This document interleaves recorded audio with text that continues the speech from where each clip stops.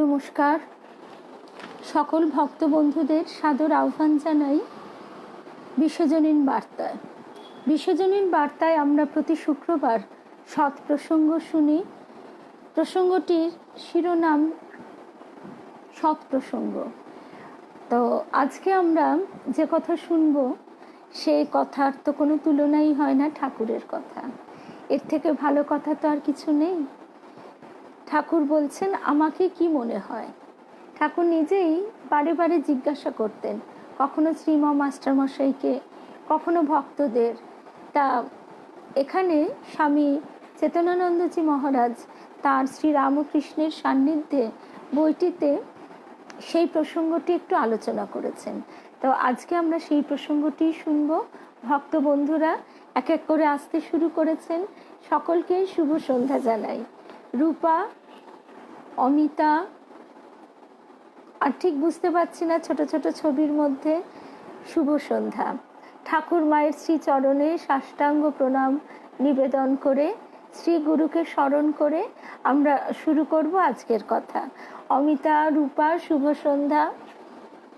আর ওই যে প্রথমেই যে কথা বলছিলাম যে শ্রেয়া শুভ সন্ধ্যা, শুভ্রাদি শুভ সন্ধ্যা। যা আমাকে কি মনে হয়, ঠাকুর নিজে এইভাবে নিজের পরিচয় দিচ্ছেন। সিদ্ধার্থ, জয়ন্তী মুখার্জি, জয়ন্তীদি, শুভ সন্ধ্যা। ঠাকুর পূর্ণ ব্রহ্ম নারায়ণ, সেটা ধারণা করা জীবের পক্ষে অসম্ভব। তাই তিনি নিজেকে প্রথমে প্রকাশিত করলেন ভক্তরূপে। কিন্তু ওই যে তিনি উপযুক্ত আধার, সরল, বিশ্বাসী, সংযত, ত্যাগী, তার পিতামাতার কাছে তিনি তার স্বরূপটি প্রকাশিত করেছিলেন। কিন্তু পিতা তিনি যেহেতু বাৎসল্য রসে পরিপূর্ণ হয়ে একেবারে ভুলে গেলেন। তবে তিনি ঠাকুরের সান্নিধ্য তো খুব বেশি দিন প্রকটভাবে পাননি। মাত্র 7 বছর বয়সেই তার পিতৃবিয়োগ হয়, ঠাকুরের পিতৃবিয়োগ হয়। পিতা ক্ষুদিরাম এই মরদেহ রাখেন। আর মা, তিনি ঠাকুরের সঙ্গে দক্ষিণেশ্বরেও ছিলেন, মা চন্দ্রমণি দেবী। আর মা যখন মরলীলা সাঙ্গ করলেন, ভবলীলা, তখন ঠাকুর স্বয়ং কেঁদে কেঁদে বলছেন প্রণাম করে যে, মাগো তুমি কে মা, এ দেহকে ধারণ করেছিলে। তো সেইখান থেকেই আমরা বুঝতে পারি নিবেদিতা, শুভ সন্ধ্যা, সুস্মিতা, রূপা ভট্টাচার্যা। রূপা আমাদের অনেক। শুভ সন্ধ্যা রূপা, শাশ্বতী, নিবেদিতা, লক্ষ্মী দে, নয়নতারা, অনিতা চক্রবর্তী, শুভ সন্ধ্যা। সকল ভক্ত বন্ধুদের শর্মিলা ত্রিবেদী, শুভ সন্ধ্যা। তা ঠাকুর সৌরভ, শুভ সন্ধ্যা। তা ঠাকুর এই জন্য নিজেকে প্রথমে ভক্তরূপে প্রকাশ করেছেন। আর বারে বারে তিনি জিজ্ঞাসা করছেন মাস্টারমশাইকে, কি বোধ হয়। গৌরীমাকেও জিজ্ঞেস করছেন। আর গৌরীমা, সেই অমিতা, সেদিন আমার সেই কথাটা সেদিন থেকেই বারবার মনে পড়ে যাচ্ছে। গৌরীমাকে যখন জিজ্ঞেস করছেন, বলতো একে, তখন গৌরীমা বলছেন, কে আবার, তুমি সেই। যেই এই কথাটা গৌরীমা বলেছেন, ঠাকুর আনন্দে ইল্লি বলে একেবারে উচ্ছ্বসিত হয়ে উঠেছেন। শুভ সন্ধ্যা শ্রাবণী, সুস্মিতা।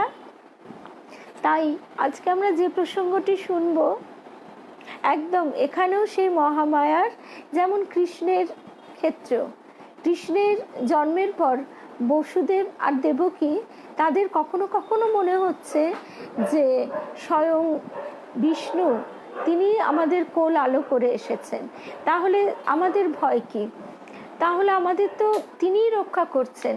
আবার পর মুহূর্তেই এই পার্থিব বাৎসল্য রসে তারা উচ্ছ্বসিত হয়ে ভাবছেন যে কংসের এইরকম ভয়ঙ্কর মূর্তি, এইরকম কঠিন অবস্থা থেকে আমরা কি করে এই দুধের বাচ্চাকে রক্ষা করব।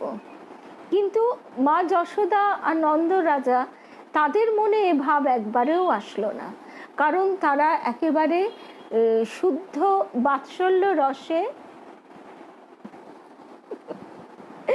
সত্যি তাই, সত্যি তাই। মানে কি বলবো, ঠাকুরের তাও বলার ধরনটা যে ঠাকুরের কেমন ছিল সেটা আমরা কল্পনাই করে নিই, যে কিভাবে ঠাকুর বলে একেবারে খুশি হয়ে উঠছেন যে তাহলে তিনি যে কারণে এসেছেন, জগৎ উদ্ধারের কারণে, সেই জগতের কেউ কেউ তাকে চিনতে পারছে, বুঝতে পারছে।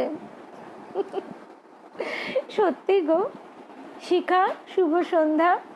তাই এখানেও আমরা দেখছি যে ঠাকুর সাধারণ মানুষের মতো নবাগত ভক্তকে প্রথম দর্শনকালে বা একটু ঘনিষ্ঠ হবার পর হঠাৎ জিজ্ঞাসা করতেন, শিখা, শুভ সন্ধ্যা শিখা, দুই শিখাকেই বলছি, একটু ঘনিষ্ঠ হবার পরেই জিজ্ঞাসা করতেন, আচ্ছা আমাকে তোমার কি মনে হয় বলো দেখি।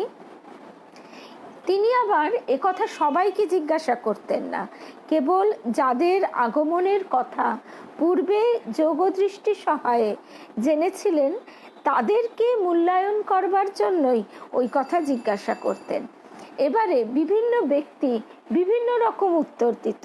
কেউ বলতো আপনি যথার্থ সাধু, কেউ বলতো যথার্থ ঈশ্বর ভক্ত, আবার কেউ বলতো মহাপুরুষ, কেউ বলতো সিদ্ধ পুরুষ, কেউ বলতো ঈশ্বরের অবতার, আবার কেউ বা বলতো স্বয়ং শ্রী চৈতন্য, কেউ ভাবতো সাক্ষাৎ শিব।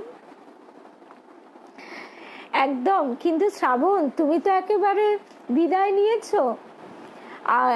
47 আজকে টেম্পারেচার শুনছিলাম। শুভ সন্ধ্যা কৃষ্ণা। কেউ মহাপুরুষ, এইভাবে যে যা খুশি, কেউ সাক্ষাৎ শিব, তাদের যার যেরকম বোধ সেই বোধ অনুযায়ী তারা বলতো। আর ব্রাহ্ম সমাজ থেকে যারা আসতেন তাদের কেউ কেউ যারা ঈশ্বরের অবতারত্বে বিশ্বাসবান ছিলেন না, তারা বলেছিল আপনি শ্রীকৃষ্ণ, বুদ্ধ, ঈশা, শ্রী চৈতন্য এদের মতন ঈশ্বর প্রেমিক। শ্রীমকে ঠাকুর একদিন জিজ্ঞাসা করেন, আমাকে তোমার কি বোধ হয়, আমার কয় আনা জ্ঞান হয়েছে?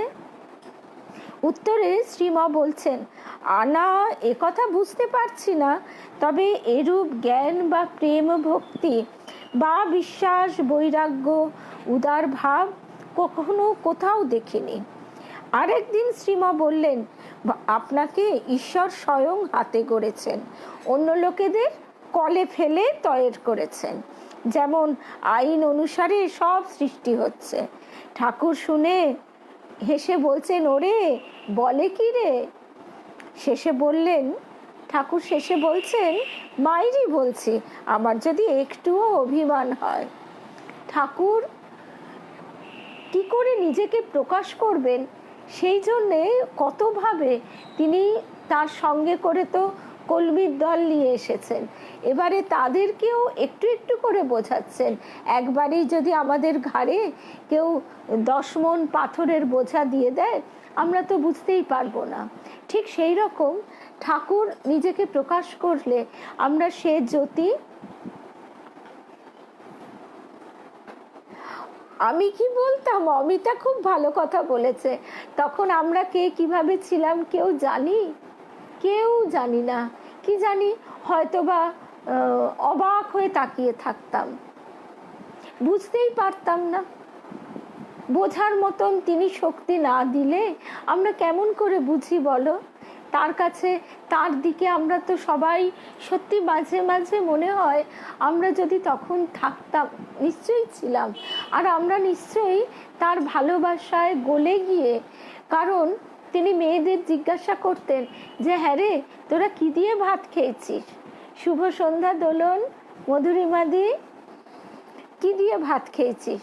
আবার ঠাকুর বলতেন মেয়েদের যে দেখ আমিও তোদেরই মতো, শুধু এই দাড়িগুলো আছে বলে তোরা ভাবছিস। তা এই রকম অদ্ভুত অদ্ভুত ঠাকুরের কথা শুনে তখন আর কি করবো, এই রূপাও যে কথা বলছে আমরা বোধহয় অবাক হয়ে চেয়ে থাকতাম যে এমন মানুষ তো আমরা কখনো দেখিনি, এমন ভালোবাসা তো আমরা সংসারে পাইনি। আসলে কি জানো, গুরুদেবের কাছে গিয়েও ঠিক অমনি করেই থাকতাম, অবাক হয়ে থাকতাম। গুরুদেবের কথাগুলো শুনে মাঝে মাঝে আবার মনে হতো, বাবা গুরুদেব কি যে বলেন, এই কথা বলেন। যেমন একটা বলি, গুরুদেব আমাকে বলছেন তোর তো আবার ভালো ছেলে চাই, মদমাতালের সঙ্গে বিয়ে হলে হবে না। তা তখন আমি অবাক হয়ে ভাবলাম যে গুরুদেব যে এসব কি কথা বলেন। আমি জানতাম রিক্সা স্ট্যান্ডে, স্টেশনের ধারে যারা শুয়ে থাকে মদ খেয়ে তারাই মদমাতাল, কিন্তু সংসার মদে মত্ত মাতাল ঘরে ঘরে, মদ্যপান করে মত্ত মাতালও রয়েছে, তারা আবার সেটাও করছে, আবার সংসার মদে বিষয় মদে কিভাবে মত্ত হয়ে রয়েছে সে কথা আমরা ভাবতেও পারি না। এমন কথাও শুনেছি, স্বামী বলছে যে ঘরের মধ্যে আবার ঠাকুরের ছবি রাখা কেন, এসব ভরম ভণ্ডামি, এত সুন্দর ঠাকুরঘর বানিয়ে দিয়েছি।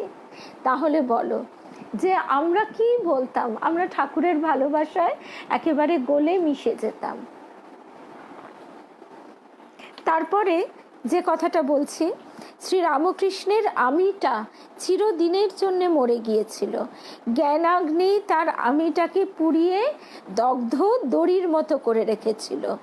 যেরকম আমরা সেই যখন ছোটবেলায়, এই পর্দাটা একটু বুঝে দে না, যখন আমরা সাপবাজি খেলতাম তখন সাপের মতন পুড়ে পুড়ে পুড়ে দড়িটা, শুভ সন্ধ্যা সুদীপ্তা, আমাদের প্রথমের মিষ্টি মিষ্টি কথাগুলো আর তোমার শোনা হলো না, কিন্তু ওই ইল্লি কথাটা আমরা কেউ আর ভুলতে পারছি না। ঠাকুর যখন আনন্দে গৌরীমাকে বলে উঠেছিলেন, তা আজকেও আমরা শুনছি ঠাকুর কিভাবে সবাইকে, মানে তার কাছে যারা যেত প্রত্যেককে না, মানে যাদের তিনি উপযুক্ত মনে করতেন তাদের কিভাবে জিজ্ঞেস করতেন যে আমাকে তোমার কি মনে হয়। শুভ সন্ধ্যা রুদ্রাণী, রিনাদি শুভ সন্ধ্যা। শ্রীরামকে সেই দড়িটা যেরকম সাপলুডো খেলার মতো সেই রকম দড়িটাই থাকে, সে শুভ সন্ধ্যা মৌসুমী, সেইটি দেখলে মনে হবে তার আকার আছে মাত্র, কিন্তু ছোঁয়া মাত্র ঝুরঝুর করে পড়ে যায়। তেমনি শ্রী রামকৃষ্ণের আমিটা দগ্ধ দড়ির মতো, এটি হচ্ছে পাকা আমি, যার দ্বারা কোনো জিনিস বাধা চলে না। শুভ সন্ধ্যা শিবানী, যার দ্বারা কোনো জিনিস বাধা চলে না। ওই পাকা আমি নিয়ে তিনি ভক্তদের সঙ্গে লীলাবিলাস করতেন। হাজরার সঙ্গে ফষ্টি নষ্টি করবার উদ্দেশ্যে বলছেন, তুমি বলো তো কার কত সত্যগুণ হয়েছে। সে বললে নরেন্দ্রের 16 আনা আর আমার 1 টাকা 2 আনা। তখন জিজ্ঞাসা করলাম, মানে ঠাকুর জিজ্ঞাসা করছেন হাজরাকে আমার কত হয়েছে। তা বললে তোমার এখনো লালচে মারছে, তোমার 12 আনা। মানে ঠাকুরকে এইভাবে, তিনি যে পরম সখা, তিনি কে হাজরা তো বুঝতেই পারছে না, তা হাজরা এইভাবেই মূল্যায়ন করছে। ওই যে ঠাকুর যেমন বলছেন যে বেগুনওয়ালা সে আর হীরের দাম কি দেবে, ওই বড়জন 9 সের বেগুন। একদিন ঠাকুর কেশব সেনকে জিজ্ঞাসা করলেন, আচ্ছা আমার ক আনা জ্ঞান হয়েছে। কেশব সেন কিছুতেই কিছু বলতে চান না, শেষে বললেন, আমি কি কামারের দোকানে ছুঁচ বিক্রি করব? আপনার সম্বন্ধে আমি আর কি বলবো। এদিকে ঠাকুর জেদ ধরেছেন। তখন কেশববাবু বলছেন, আপনার 16 আনা জ্ঞান হয়েছে। ঠাকুর শুনে বলছেন, আজ তোমার কথায় আমার বিশ্বাস হলো না। নারদ, সুখদেব এরা যদি বলতেন তাহলে একটু বিশ্বাস হতো। তিনি কি কেশবকে অপমান করলেন তা নয়, এইটুকু জানিয়ে দিলেন যে যারা মান, যশ, ইন্দ্রিয়জ সুখ নিয়ে থাকে তারা বুঝতে পারে না। তিনি বললেন বটে ওই কেশববাবু, কিন্তু ঠাকুর তার কথার গুরুত্ব দিলেন না। ঠাকুর আবার বলতেন, কলকাতার লোকেদের কথাই আমি মুতে দিই, অর্থাৎ তারা হুজুক করে বড় করতেও যতক্ষণ, ছোট করতেও ততক্ষণ। ঠাকুর শুধু এইটুকু কেশব সেনকে বুঝিয়ে দিলেন, আর এই ইল্লি কথাটা না বাচ্চারা বলে, জানো তো, মানে গ্রামের বাচ্চারা খুব মজা হলে বোধহয় এইভাবে বলে। আসলে আমরা কথামৃতে যে ভাষা পাই, মাস্টার মশাই সেটা কিন্তু একটু মাজা ঘষা করে আমাদের কাছে দিয়েছেন। ঠাকুর একদম গ্রাম্য ভাষায় কথা বলতেন, যে কারণে গিরিশ ঘোষ মশাই তিনি বলছেন যে তুমি তো আমার খিস্তি খেউরেরও গুরু। শুভ সন্ধ্যা রুমাদি।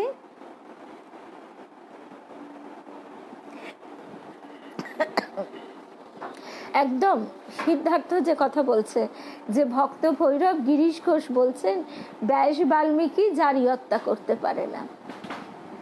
ঠাকুর কিন্তু গিরিশ ঘোষের কথাটা নিলেন, কারণ তার অন্তর একদম পরিষ্কার। সেই স্বচ্ছ অন্তর থেকে তার সমস্ত বিশ্বাস নিয়ে তিনি কথাটা বলছেন। যে জায়গায় কেশব সেন অত পণ্ডিত, গিরিশ ঘোষও পণ্ডিত ব্যক্তি ছিলেন, কিন্তু তার তো অনাচারের সীমা পরিসীমা ছিল না। তার স্পিরিচুয়াল পজিশনটা ইঙ্গিতে দেখিয়ে দিলেন। মানে কেশব সেনকে ঠাকুর তার আধ্যাত্মিক স্থানটি ইঙ্গিতে দেখিয়ে দিলেন। বলছেন স্বামী চেতনানন্দজি মহারাজ। ঠাকুর লোকমান্যকে এমন ঝাঁটা মেরেছিলেন যে সে বেচারা আর কোনোদিন তার কাছে ঘেঁষতে সাহস পায়নি। ক্যাথলিকদের মধ্যে আছে যে জীবদ্দশায় 3টে মিরাকল দেখাতে পারলে সে ভবিষ্যতে সেন্ট পদবি পেতে পারবে। আরও অনেক কন্ডিশন আছে, তবে আধুনিক যুগে 3টে ফ্যানাটিক ভক্ত গুরুকে অবতার খাড়া করে দিতে পারে। ঠাকুর মজা করে বলতেন, পান চিবুতে চিবুতে হাতে ছড়ি নিয়ে যদি বলে আপনি অবতার, তবে আমি কৃতার্থ হয়ে গেলাম। জহুরি জহর চেনে, অবতারকে চিনতে হলে সাধন ভজন চাই। ভক্তির আতিশয্যে ভক্তেরা তাকে অবতার বলে ঘোষণা করলে ঠাকুর বলতেন, কেউ ডাক্তারি করে, কেউ থিয়েটারে ম্যানেজারি করে এখানে এসে অবতার বললেন। ওরা মনে করে অবতার বলে আমাকে খুব বড় করলে, খুব বাড়ালে, কিন্তু ওরা অবতার কাকে বলে তার বোঝে কি? শুভ সন্ধ্যা মিনুদি, শুভ্রাদি, কুমকুমদি, শুভ সন্ধ্যা। অবতারকে চেনা মুশকিল দীপিকা, অবতারকে চেনা মুশকিল, কারণ তিনি যোগ ও মায়া সমাবৃত। মানুষিং তনুমাশ্রিতম, তিনি অচিন গাছ, ছদ্মবেশী রাজা, 14 পোয়ার ভেতর অনন্ত আশা। না ধরা দিলে কি পারিস ধরিতে, দেবেন্দ্রনাথ মজুমদার গানে লিখছেন। তাই তাকে ধরা মুশকিল। উপনিষদ বলেন ইয়ামে বৈশ্য বৃণুতে তেন লভ্যা। শ্রীরামকৃষ্ণ বলতেন যে অন্ধকার রাতে টর্চ লাইট হাতে সার্জেন্ট ঘুরে বেড়াচ্ছেন। কেউ যদি সার্জেন্ট সাহেবকে দেখতে চায় তাকে অনুরোধ করতে হবে। তিনি দয়া করে তার আলো যদি তার মুখে ফেলেন তবেই দেখা যাবে। আমরা সূর্যের আলোয় যেমন সূর্যকে দর্শন করি, তেমনি ভগবত কৃপায় ভগবত দর্শন হয়। শ্রেয়া বলছে একদম, আর বাবা শাস্ত্র সব ওর মুখে। এটাও একটা বিশেষ ঘটনা, কারণ মাস্টার মশাই তিনি তখনকার দিনে যতগুলো পাশ করা যায় সব করে ফেলেছেন, MA পাস, তার বেশি আর তখন ডিগ্রি হতো না। তা সেই MA পাস করে এসে তিনি অধ্যাপনা করেন, স্কুলে মাস্টারি করেন। তা সেই জায়গা থেকে একজন নিরক্ষর বৃন্দেছি, যে কিনা সমাজের চোখে অত্যন্ত নিচু কাজ করে, লোকের বাড়ি কাজ করে, লোকের বাড়ি ঝিগিরি করে। আজও আমরা অনেক সময় মুখে প্রকাশ করতে আমাদের মানে লাগে, মুখে প্রকাশ করি না, কিন্তু মনে মনে রীতিমতো একটু আলাদা চোখে দেখি। আবার কেমন বলি, ওদের আমরা আলাদা করি না, এই যে বলি সেখানেই আরও বেশি পিন পয়েন্ট করে দেওয়া হচ্ছে যে আমি আমার মনে তাকে আলাদা করি। যদি না আলাদা করতাম তাহলে এই ভাবনাটাই আমার ভেতরে আসতো না। একে সে দুটো জিনিস তিনি ভেঙে দিলেন।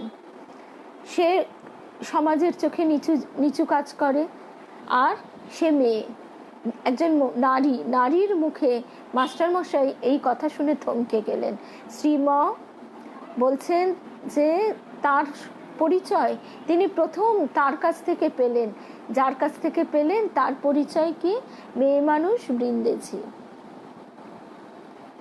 এই বৃন্দেছি একেবারে যতদিন ঠাকুরের নাম আমরা করব ততদিন এর নামটিও উল্লেখ হয়ে থাকবে। তো তারপরে আমরা সূর্যের আলোয় যেমন সূর্যকে দর্শন করি, তেমনি ভগবত কৃপায় ভগবত দর্শন হয়।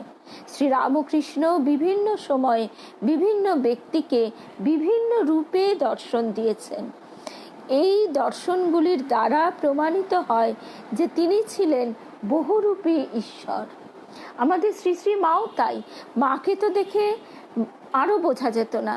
যে সমস্ত ভক্ত পার্ষদরা ঠাকুরকেও দেখেছেন, মাকেও দেখেছেন, তারা বারবার কথা বলেছেন যে ঠাকুরের মধ্যে তবুও ঐশী ভাব, দৈবী ভাব প্রকাশিত হতো।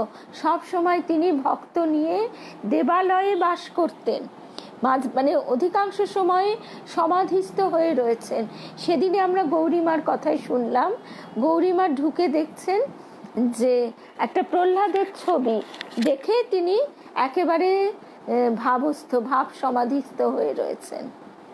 তাহলে এর থেকেই আমরা বুঝতে পারি যে মা কিরকম। মাকে তাই ঠাকুর বলতেন হাতি সায়রে হাতি নামলে টের পাওয়া যায় না। মানে এত বড় আধার যে তার মধ্যে এতটুকু প্রকাশ নেই, এতটুকু বোঝবার কারোর ক্ষমতা নেই। ঠাকুর বলতেন আমার পূজা দেখে মোহিত হয়ে হলধারী কতদিন বলেছে রামকৃষ্ণ এইবার তোকে চিনেছি। তাতে কখনো কখনো আমি রহস্য করে বলতাম দেখো আবার যেন গোলমাল হয়ে না যায়। সে বলতো এবার আর তোর ফাঁকি দেবার জো নেই, তোতে নিশ্চয়ই ঈশ্বরীয় আবেশ আছে, এবার একেবারে ঠিকঠাক বুঝেছি। শুনে বলতাম আচ্ছা দেখা যাবে। আসলে শুভ সন্ধ্যা সময় মা মেয়ে সবাই একসঙ্গে। কোথায় গেল এই যে আচ্ছা দেখা যাবে, কারণ ওই যে ক্ষণিকের জন্য বোধ হলো, বিশ্বাস হলো, কিন্তু সেটা স্থিত হলো না। ছাই চাপা বেড়াল মানে অনেক সময় বেড়াল গায়ে ছাই মেখে রাখে, একেবারে কামোফ্লেজের মতন মিশে মিশে থাকে, বোঝা যায় না। কিন্তু বেড়াল যখন ফোঁস করে ওঠে তখন কিন্তু তার রূপ বেরিয়ে পড়ে। তুমি দেখলে হয়তো একদম নিরীহ গোবেচারার মতন রয়েছে, আস্তা কুড়ে পড়ে আছে, গায়ের ওপর ছাই। কিন্তু যদি তাকে একবার কখনো সেইভাবে উত্তক্ত করা হয় তাহলে কিন্তু সে তীব্রভাবে রিঅ্যাক্ট করে। মাও তাই। মাও নিজেকে এতখানি ঢেকে চেপে অবগুণ্ঠনের আড়ালে লুকিয়ে রেখেছিলেন যে কারোর বোঝবার উপায়টি পর্যন্ত ছিল না। স্বামীজি, স্বামী শিবানন্দ মহারাজ এরা পর্যন্ত বলছেন, বাবুরাম মহারাজ ঠাকুর আমাদের চিনিয়ে দিয়েছেন, না হলে আমাদের কি সাধ্য ছিল। লাটু মহারাজ বলছেন, ঠাকুর বলছেন ওরে লেটো তুই যার কথা ভাবছিস, যার কথা ধ্যান করছিস সে তো রুটি বেলবার লোক পাচ্ছে না। তা আমরা কি করে বুঝবো? আবার রুটি বেলা নিয়েও মায়ের কত মান অভিমান। একজন ব্রহ্মচারী মহারাজ তিনি ভালো রুটি বেলছেন, এই কথা শুনে মা অভিমান করে ছোট মেয়ের মতো বলেন আমি রুটি বেলতে বেলতে বুড়ো হয়ে গেলাম, এখন বলে কিনা আমি রুটি ভালো বেলছি না, থাক আমি আর বেলবই না।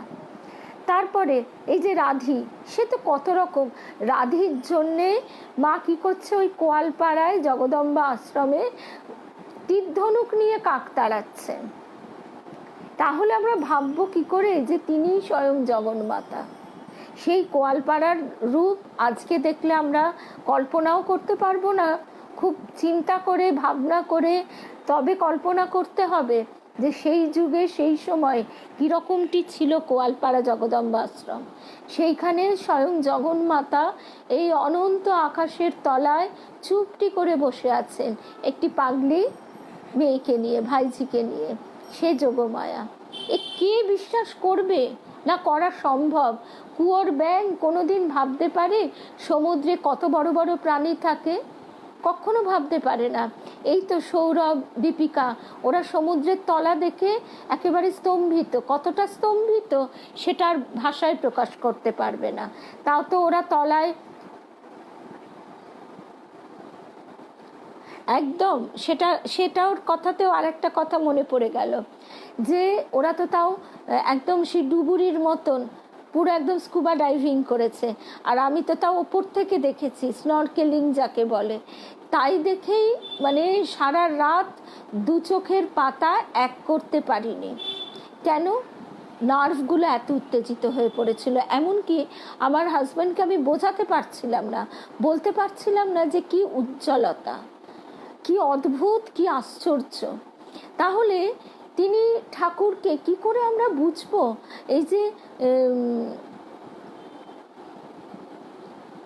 একদম নিবেদিতার আমাদের মন ছলচাতুরি, মানে কি আমাদের মনকে মহামায়া আঁখি ঠেরে খেলতে নামিয়ে দিয়েছেন। ওই চোখ বাঁধা বলদের মতন আমরা ঘুরেই চলেছি। সুতরাং আমাদের তো সেই ধারণাই নেই। আমরা যখন যোগীরাজ শ্যামাচরণ লাহিড়ীর কথা শুনছিলাম, তখন কি দেখলাম যে তার রাজপ্রাসাদ কেমন দেখবার আকাঙ্ক্ষা ছিল। সেই আকাঙ্ক্ষা, কামনা তো সেটা তার ভিতরে ছিল। সেই জন্য তার গুরু বাবাজি মহারাজ শূন্যে তার অন্তরের মানে মনের যে শক্তি, সেই শক্তি দিয়ে এমনভাবে রাজপ্রাসাদ সৃষ্টি করলেন যে শ্যামাচরণ লাহিড়ী তিনি স্পর্শ করে সেই ফুলদানিতে হাত দিয়ে দেখছেন যে সত্যি তা শক্ত। তাকে তার একজন গুরু ভাই ডেকে নিয়ে গেছেন এবং বলছেন যে আমাদের গুরুদেব আপনার জন্যেই এইটি আজকে রাতের জন্য প্রস্তুত করেছেন, আপনি দেখুন। তারপরে মুহূর্তের মধ্যে যখন সেটা হয়ে গেল, তার দর্শন হলো, দেখা হলো, ভোগ করা হলো, তখন মুহূর্তের মধ্যে সেটা অদৃশ্য হয়ে গেল। এই যে জ্ঞানগঞ্জ, সেও তারা বলতেন বাবাজি মহারাজের কথা যখন আমরা শুনছিলাম, ডেরা ডান্ডা উঠাও, বলা মাত্র সমস্ত চোখের নিমেষে মিলিয়ে গেল। তা এই কথা আমরা বিশ্বাস করছি না। কারণ কি? আমরা কূপমণ্ডু। সে একটা কুয়োর ব্যাঙ কি করে বিশ্বাস করবে যে সমুদ্রে কি কি থাকতে পারে? আর এই যে রূপা বলছে একদম মানে গ্রাম্য মেয়েদের মতো থাকতেন, সেটা কীরকম? একদিন একজন ব্রহ্মচারী মহারাজ তিনি বলছেন যে এই সৃষ্টি, আত্মা, পরমাত্মা, এইসব প্রসঙ্গে ব্রহ্মচারী মহারাজ জিজ্ঞাসা করছেন আর মা উত্তর দিচ্ছেন। এই প্রসঙ্গ চলতে চলতে হঠাৎ সেখানে গ্রামের কয়েকজন মহিলা এসে ঢুকলেন এবং ঢুকেই তারা নিজেদের কথা এমন হড়বড় করে বলতে শুরু করে দিলেন, তাদের জমি জায়গা, গরু বাছুর, নাতি পুতি, বাচ্চা কাচ্চা এইসব নিয়ে। মা সঙ্গে সঙ্গে তাদের সঙ্গে তাল মিলিয়ে এমনভাবে কথা বলতে লাগলেন যে ব্রহ্মচারী মহারাজ অবাক হয়ে ভাবছেন যে ক্ষণিক মুহূর্তের আগেও মা যে এত গভীর তত্ত্ব আলোচনা করছিলেন, কে বলবে? দেখে বোঝবার উপায় নেই। ঠিক মা তাদের সঙ্গে তাদের মতো করেই। হ্যাঁ, জ্ঞানগঞ্জের কথা আমরা আবার শ্যামাচরণ লাহিড়ীর কথা শুনবো, যোগীরাজ শ্যামাচরণ লাহিড়ী। এখন আমরা শুনছি আদিগুরু শঙ্করাচার্য হয়ে গেছে, এখন আমরা শুরু করেছি তৈলঙ্গ স্বামীর কথা হয়ে গেলে তারপরে আমরা তাহলে শ্যামাচরণ লাহিড়ীর কথা শুনবো। একদম হেমন্তর এই গানটা খুব সুন্দর, খুবই সুন্দর গানটা। সেই গানটা খুব সুন্দরভাবেই তুমি এখন মনে করলে। তখন অন্দরমহলে মেয়েদের এইটুকুই জগৎ ছিল, ওই পাখি পুষত, কারুর আবার কী সব ছিল, ওই পাশা খেলা, খেলা, তারপর যদি আবার সতীন ইত্যাদি ইত্যাদি হতো তো কথাই নেই। তো যাই হোক, আমরা আবার ঠাকুরের কাছেই ফিরে আসি। ঠাকুর এই যে বলছেন যে আচ্ছা দেখা যাবে, যখন হলধারী বলতেন যে তোতে নিশ্চয়ই ঈশ্বরীয় আবেশ আছে, এবার একেবারে ঠিকঠাক বুঝেছি, তখন ঠাকুর বলতেন আচ্ছা দেখা যাবে।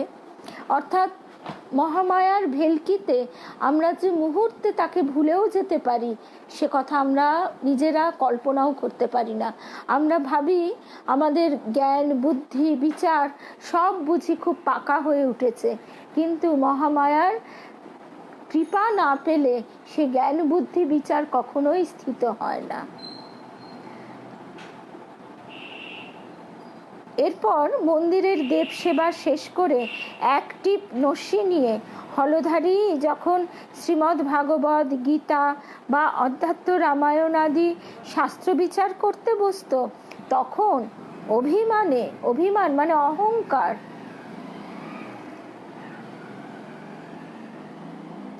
একদম এই মহামায়ার বেড়াটুকু মা যদি কৃপা করে না পার করে দেন, তাহলে জীবের সাধ্য নেই। মা যখন দেখেন যে তার অত্যন্ত চেষ্টা, অত্যন্ত আন্তরিক আকাঙ্ক্ষা, তখনই তিনি সেই মহামায়ার বেড়ার গণ্ডিটুকু, সীমানাটুকু পার করে দেন। তারপরে যখন শ্রীমদ্ ভাগবত, গীতা বা অধ্যাত্ম রামায়ণ নিয়ে শাস্ত্র বিচার করতে বসতেন, তখন মানে ওই হলধারীর অভিমানে একেবারে ফুলে উঠে যেন মনে হতো অন্য লোক। এই অভিমান, অহংকার, আমি কত বড় পণ্ডিত, আমি কেমন শাস্ত্র ব্যাখ্যা করি, আমি কতটা জানি, এই ভাবটা তার কৃপা ব্যতীত কিছুতেই যায় না। আমরা ভাবছি বোধহয় ওপর গেল, কিন্তু মনের গভীরতম প্রদেশে সেটা কিন্তু কাঁটার মতো ছোট্ট হয়ে আছে, ঠিক সময়ে এসে বিধিয়ে দেবে। আমি তখন সেখানে উপস্থিত হয়ে বলতাম, ঠাকুর বলছেন, তুমি শাস্ত্রে যা পড়ছো সেসব অবস্থা আমার সব উপলব্ধি হয়েছে গো, আমি ও সব কথা বুঝতে পারি। শুনেই সে কি বলতো জানো? সে বলতো, হ্যাঁ তুই একটা গণ্ড মূর্খ, তুই আবার এসব কথা বুঝবি। আমি বলতাম নিজের শরীর দেখিয়ে, সত্য বলছি, এর ভিতর যে আছে সে সকল কথা বুঝিয়ে দেয়। এই যে তুমি কিছুক্ষণ পূর্বে বললে এর ভেতর ঈশ্বরীয় আবেশ আছে, সেই সকল কথা বুঝিয়ে দেয়।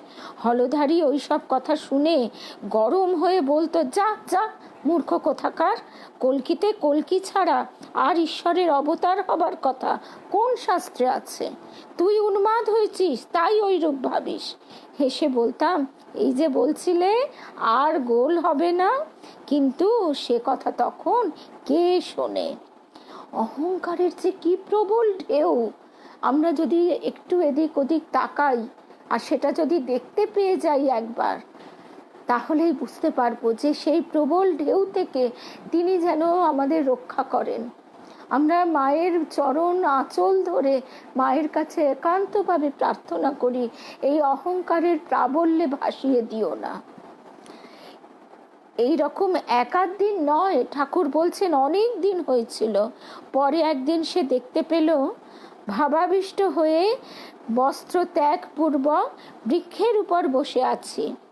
ঠাকুর জামা কাপড় তো অধিকাংশ সময় রাখতে পারতেন না, গাছের ওপর বসে বালকের মতো সেই অবস্থায় মূত্রত্যাগ করছেন। সেই দিন থেকে সে একদম পাকা ধরে নিল যে আমাকে ব্রহ্মদৈত্যে পেয়েছে। হলধারী একদিন ঠাকুরকে বলেই ফেললেন, তামসী মূর্তির উপাসনায় কখনো আধ্যাত্মিক উন্নতি হতে পারে কি? তুই ওই দেবীর আরাধনা করিস কেন? ঠাকুর ওই কথা শুনে তখন তাকে কিচ্ছু বললেন না, কিন্তু ইষ্ট নিন্দা শ্রবণে তার মনে বড় দুঃখ হলো। শুভ সন্ধ্যা পলে মামন চৌধুরী, শুভ সন্ধ্যা। তিনি তখন জগন্মাতা ভবতারিণীকে গিয়ে বলছেন, মা, হলধারী শাস্ত্রজ্ঞ পণ্ডিত, সে তোকে তমগুণময়ী বলে, তুই কি সত্যি মা ওই রকম? এরপর জগদম্বার মুখে ওই বিষয়ে যথার্থ তত্ত্ব জেনে একেবারে ঠাকুর উল্লাসে উৎসাহিত হয়ে হলধারীর কাছে ছুটে গেলেন আর একেবারে তার কাঁধে চেপে বসে উত্তেজিত হয়ে বারবার বলতে লাগলেন, তুই মাকে তামসী বলিস? মা কি তামসী? মা যে সব, মা ত্রিগুণময়ী, আবার শুদ্ধ সত্য গুণময়ী। ত্রিগুণময়ী, সত্য, রজ, তম, মা তো এই 3 গুণেরই প্রকাশ। এই জগৎ সংসার সৃষ্টি হয়েছে এই 3 গুণের সমাহারে। এখন কলিতে তমগুণের ভাবটাই বেশি। কলিতে 3 ভাগ পাপ, 1 ভাগ পুণ্য। ভাবাবিষ্ট ঠাকুরের ওই রকম কথায় ও স্পর্শে হলধারীর তখন যেন অন্তরের দৃষ্টি খুলে গেল। তিনি তখন পূজার আসনে বসেছিলেন। ঠাকুরের ওই কথা অন্তরের সঙ্গে স্বীকার করলেন এবং তার ভেতর সাক্ষাৎ জগদম্বার আবির্ভাব প্রত্যক্ষ করে সম্মুখস্থ ফুল, চন্দন ইত্যাদি নিয়ে ঠাকুরের পাদপদ্মে ভক্তি ভরে অঞ্জলি প্রদান করলেন। অর্থাৎ এইভাবেও ঠাকুর তাকে কত কত কৃপা করলেন। এর কিছুক্ষণ পরে হৃদয় এসে তাকে জিজ্ঞাসা করলো, মামা, এই তুমি বলো রামকৃষ্ণকে ভূতে পেয়েছে, তবে আবার তাকে এভাবে পুজো করলে যে? হলধারী বললে, কি জানি রে হৃদু, কালীঘর থেকে ফিরে এসে সে আমাকে কি যে একরকম করে দিল, আমি সব ভুলে গেলাম। আর তার ভেতর সাক্ষাৎ ঈশ্বরের প্রকাশ দেখতে পেলাম। কালী মন্দিরে যখনই আমি রামকৃষ্ণের কাছে যাই তখনই আমাকে ওরকম করে দেয়। এ এক চমৎকার ব্যাপার, কিছু বুঝতে পারি না। তো ঠাকুর কৃপা করে হলধারীকে কিভাবে দর্শন দিয়েছেন। শুভ সন্ধ্যা দীপালি কেয়া। এরপরে ঠাকুর বলছেন, মনটাকে তোদের জন্য নিচে নামাই। ওই যে আমরা একদিন শুনেছিলাম গৌরীমা নহবতের সিঁড়ির কাছ থেকে দেখছেন, ঠাকুর দাঁড়িয়ে আছেন ওই সামনের গোল বারান্দায় আর গঙ্গার দিকে তাকিয়ে বলছেন, মায়া আয়, মায়া আয়, আয়। তাড়াতাড়ি গৌরীমা ছুটে এসে বলছেন, কি হলো, কি হচ্ছে বাবা? তখন ঠাকুর লজ্জা পেয়ে বলছেন, দেখ না, মনটাকে আর কিছুতেই ধরে রাখতে পারছি না, মনটাকে কিছুতেই ধরে রাখতে পারছি না। আর যে জন্য ঠাকুরের আগমন, তার দেহে যদি তিনি ধরে রাখতে, বেঁধে রাখতে না পারেন, তাহলে তো আমাদের জগৎ উদ্ধারের কাজ সম্পূর্ণ হবে না, তখনও তো তার লীলা সম্পূর্ণ হয়নি। মানব মন, স্বামী চেতনানন্দজি মহারাজ বলছেন, মানব মন বিশ্লেষণ করলে দেখা যায় বাসনার নানা স্তর, স্থূল থেকে সূক্ষ্ম। স্থূল বাসনা কি? দামি শাড়ি, গয়না, সাজগোজ, ঘোরা বেড়ানো, দামি হোটেল রেস্টুরেন্টে থাকা, খাওয়া, এইগুলো। সেগুলো ত্যাগ করা তুলনামূলকভাবে অনেক সোজা।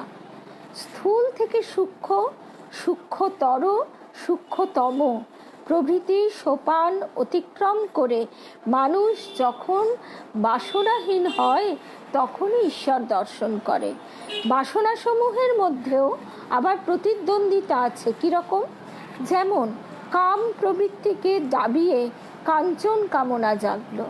অর্থাৎ পুরুষের মধ্যে যেহেতু কাম প্রবৃত্তি, দৈহিক কাম বেশি, সেহেতু পুরুষের ক্ষেত্রেও যেমন এটা প্রযোজ্য, নারীর ক্ষেত্রেও কিন্তু প্রযোজ্য। অর্থাৎ সে নারী পুরুষের বা পুরুষ নারীর সঙ্গ চাইছে না, অর্থাৎ সে কাম প্রবৃত্তিকে দমন করেছে, কিন্তু তার কাঞ্চন কামনা জাগলো, অর্থাৎ টাকা জমানো, গহনা কেনা। রবীন্দ্রনাথের মণিহারা বলে একটা গল্প আছে, গল্পগুচ্ছে যদি গল্পটা, আমার এখন আর এগুলো পড়ার অভ্যাস নেই বলে মনে নেই, কিন্তু তার গয়না গয়না করে এমনই ছিল যে তার একদমই মনে পড়ছে না বলে শুধু এটুকুই মনে আছে যে তার তীব্র তীব্র আকর্ষণ ছিল গয়নার প্রতি। এমনকি সে মৃত্যুর পরও সেই গয়নার আকর্ষণেই থাকতো, তার আত্মা আর গয়না ছাড়া কিছুই ভাবতে পারতো না। সুতরাং এখান থেকেই আমরা বুঝতে পারছি যে কাম প্রবৃত্তিকে দাবিয়ে কাঞ্চন কামনা জাগলো, অর্থাৎ এই যে কারুর ব্যাংক ব্যালেন্স এতখানি হলো সেটাই তার আনন্দ। এই যে যারা টাকা পয়সা বিজনেস ইত্যাদি করে তাদের ভিতরে কি হয়, একটা চূড়ান্ত নেশা হয়ে যায় যে আরো আরো আরো। এইটাই বলছেন যে আবার কাম কাঞ্চনকে ছাড়িয়ে, অর্থাৎ তার টাকার নেশাও নেই, দৈহিক কামনাও নেই, কিন্তু নাম যশের ইচ্ছা দৃঢ় হয়ে উঠল। হ্যাঁ, তিন কন্যা সিনেমায় মণিহারা একদম এই গল্পগুচ্ছের মধ্যে দিয়ে রবি ঠাকুরের মানে মানসিক মনের বিশ্লেষণ, অনেক সূক্ষ্ম সূক্ষ্ম মনের বিশ্লেষণ পাওয়া যায়।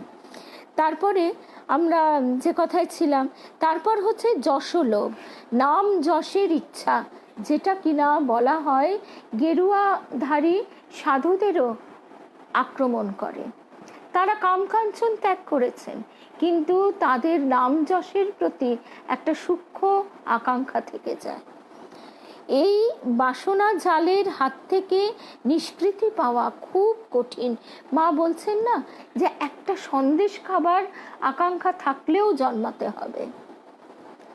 তাই আমাদের তার কাছে বারবার প্রার্থনা যে তুমি আমাদের বাসনা কামনার যত জঞ্জাল আছে সেগুলিকে তুমি একটু ঝাঁটা দিয়ে পরিষ্কার করে তোমার চরণের উপযুক্ত করে নাও, যাতে আমরা জন্ম জন্ম তোমার চরণ আশ্রয় করে থাকতে পারি।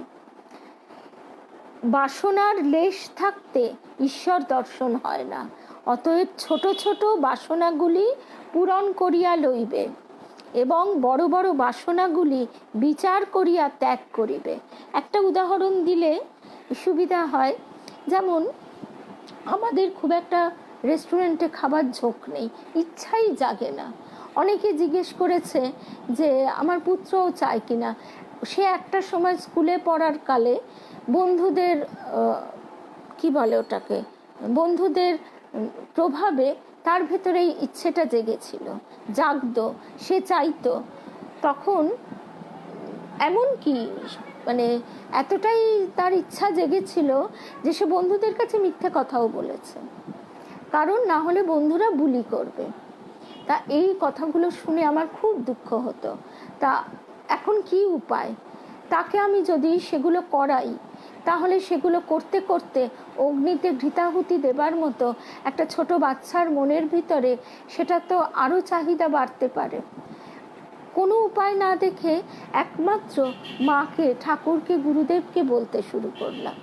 আশ্চর্যের কথা, সত্যি কিন্তু তার ভিতরে এখন তাকে বললেও সে যেতে চায় না, বরং আমি অনেক সময় বলি কিরে খাবি, বলে না না মাথা খারাপ।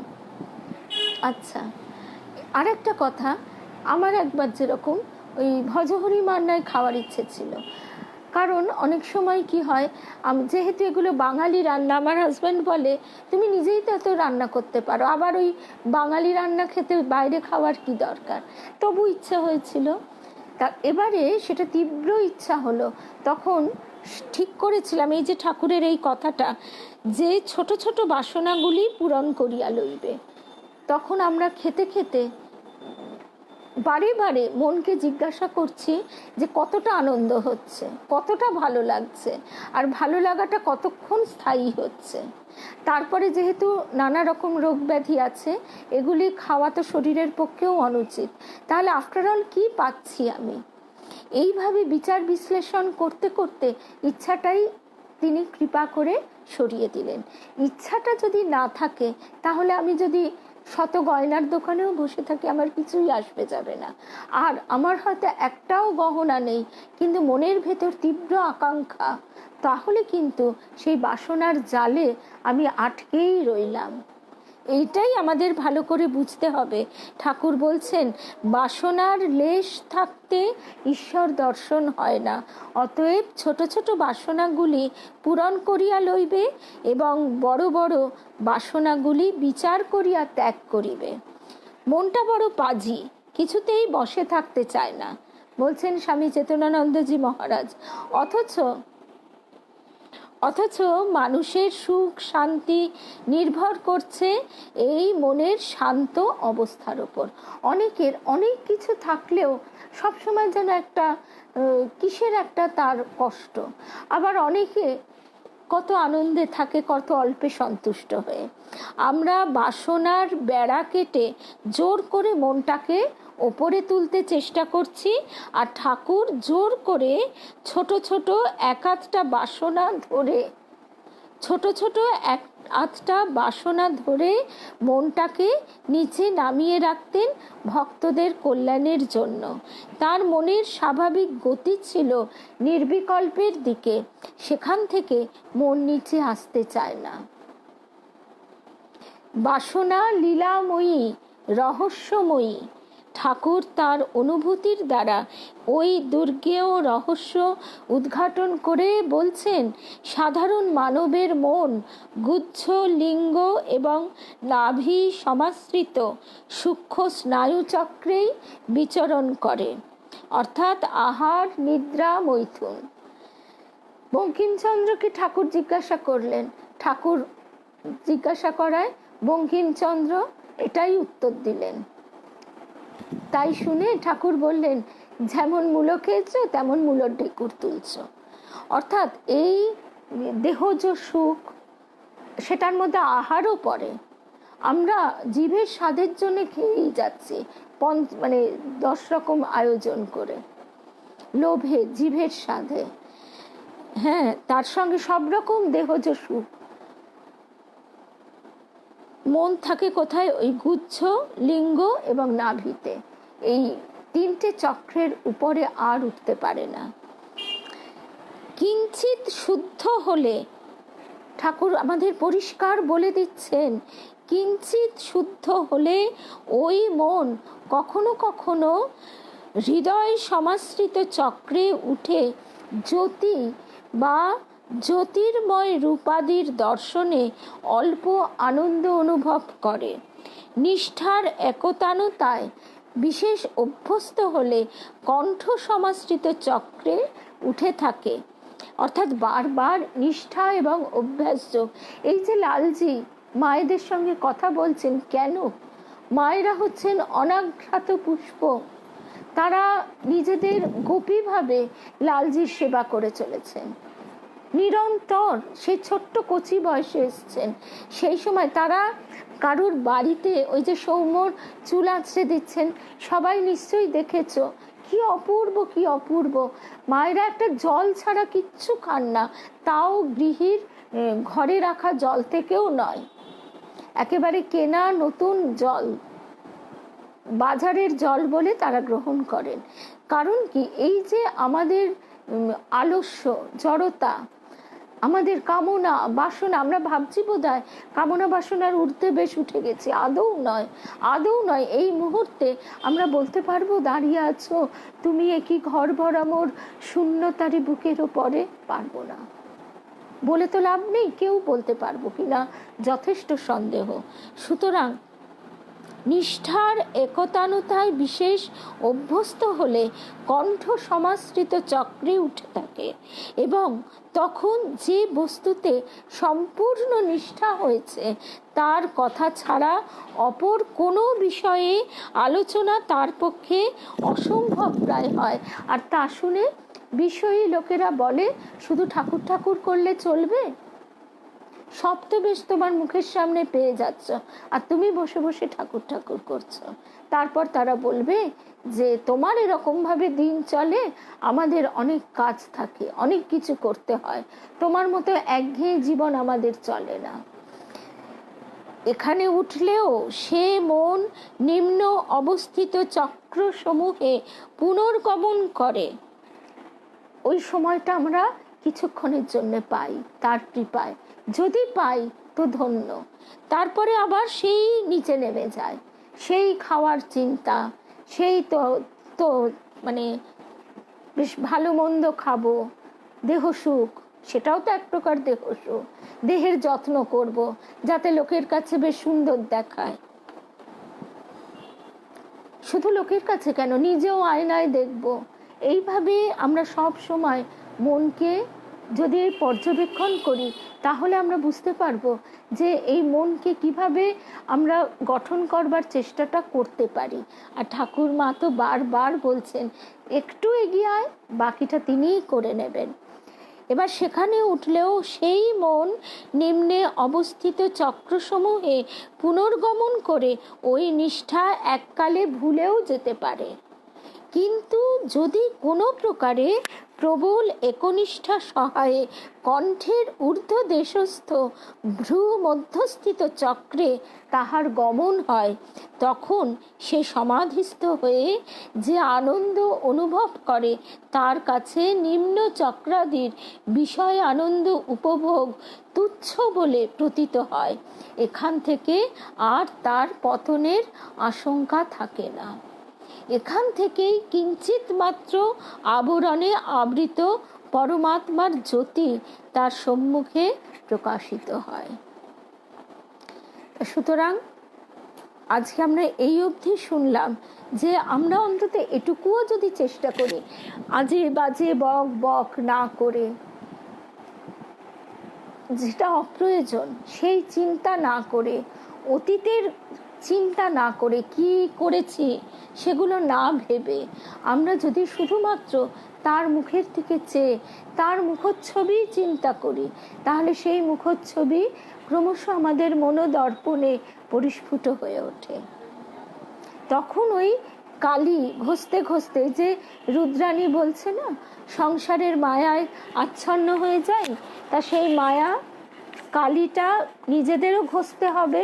নোঙর বেঁধে দাঁড় বাইলে যেমন নৌকা এগোবে না, সেই রকম মনটাকে তার চরণে দেবার জন্য যথার্থ ব্যাকুলতা জাগলে বাকিটা তিনিই করে নেবেন, সে কথা তো তিনি দিয়েছেন। আজকে তাহলে এই অবধি শুনলাম। জয় রামকৃষ্ণ, জয় মা, জয় রামকৃষ্ণ। আর একটা কথাও বলি, এত সুন্দর হাওয়া আসছে দক্ষিণ দিক থেকে যে খালি মনে হচ্ছে আমাদের দেবীমা বলতেন যে এই হাওয়ার মধ্যে দিয়ে যেন তার স্পর্শ আমরা অনুভব করতে পারি। এই মলয় বাতাস, এও তো তারই স্পর্শ। জয় রামকৃষ্ণ, জয় রামকৃষ্ণ।